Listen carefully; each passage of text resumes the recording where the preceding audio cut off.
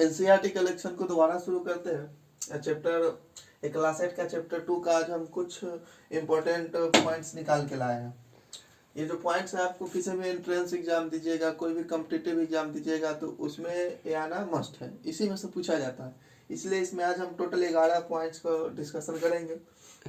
चलो शुरू करते हैं। फर्स्ट पॉइंट है कि अंतिम शक्तिशाली मुगल शासक औरंगजेब था। जैसे मुगल शासक कई शासक हुए थे, शुरू हुआ था बाबर से और लास्ट हो गया था हमारा, इसमें लिखा हुआ होगा एक जगह पॉइंट बहादुर शाह जफर, नहीं लिखा हुआ लेकिन होगा इसमें कहीं। तो सबसे अंतिम मुगल जो शक्तिशाली शासक था वो औरंगजेब था।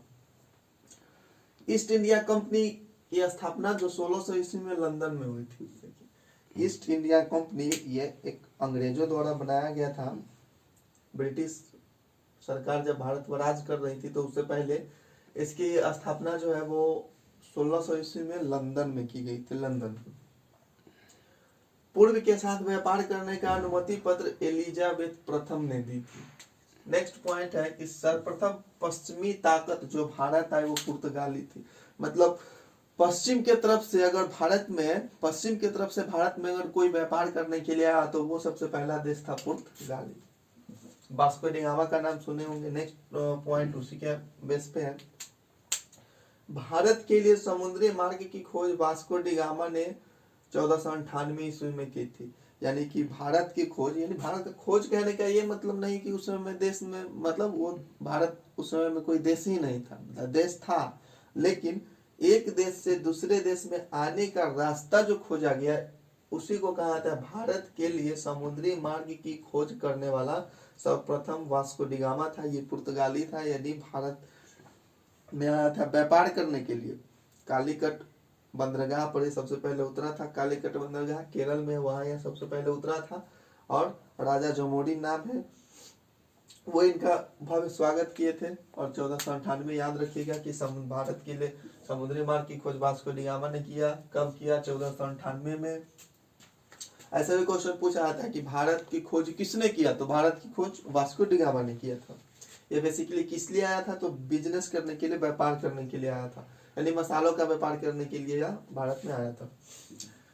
6 नंबर देखिए, पुर्तगाली अड्डा गोवा बनाया था। यानी पुर्तगाली जब वास्को डी गामा यहाँ से बिजनेस करके गया तो उसको बहुत ज्यादा प्रॉफिट हुआ, तो पुर्तगाल के लोग, बहुत सारे लोग आने लगे हमारे भारत में व्यापार करने के लिए, तो वो लोग अड्डा बनाए थे गोवा में। 7 नंबर पॉइंट देखिए कि बंगाल के सबसे पहले नवाब मुर्शिद कुली खान, राज करने वाले को नवाब कहा जाता था, तो सबसे पहले बंगाल का जो नवाब बना वो मुर्शिद कुली खान था। बंगाल का आखिरी नवाब सिराजुद्दौला था। 9 नंबर देखिए कि प्लासी युद्ध 1747 में आया था। पहले बहुत सारे युद्ध, इतिहास में बहुत सारे युद्ध हुआ है, तो इस युद्ध में एक है प्लासी का युद्ध, वो 1747 में हुआ था। नेक्स्ट है कि बक्सर का युद्ध 1764 ईस्वी में हुआ था। विलय नीति, हड़प नीति डलहौजी ने शुरू किया था। देखिए विलय नीति, हड़प नीति, यानी इसी का दूसरा नाम है। इसका एक तीसरा भी नाम है डॉक्ट्रिन ऑफ लैप्स। ये होता क्या है कि बेसिकली ये डलहौजी ने शुरू किया था।